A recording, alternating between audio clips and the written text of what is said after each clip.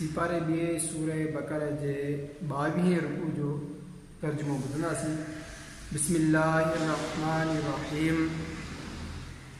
असल चङाई का ही ना आहे जो अवां पंहिंजा मुंहुं ओभर या ओलह जी तरफ़ करियो।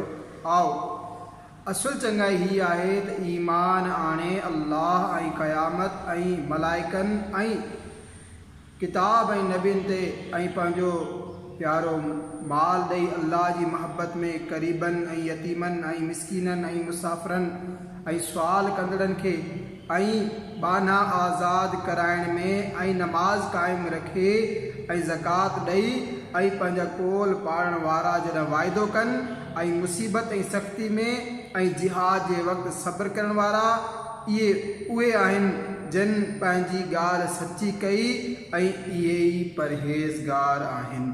हे ईमान वारो, तव्हां ते फ़र्ज़ु आहे त जेकी नाहक मारिया वञनि तन जे खून जो बदिलो वठो।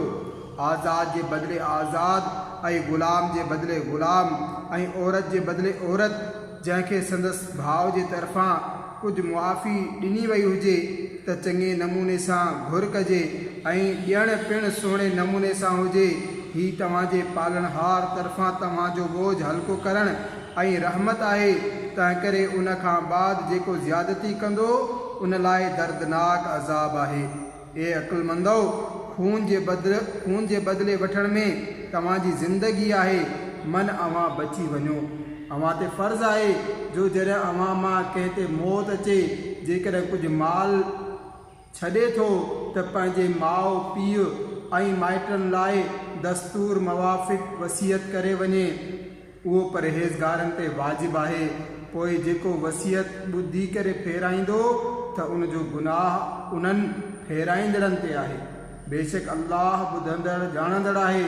पोइ जंहिंखे अंदेशो थियो त वसियत कंदड़ कुझु बेइंसाफ़ी या गुनाह कयो आहे, पोइ उन्हनि जे विच में सुलह करायो त मथसि को ॾोह कोन आहे।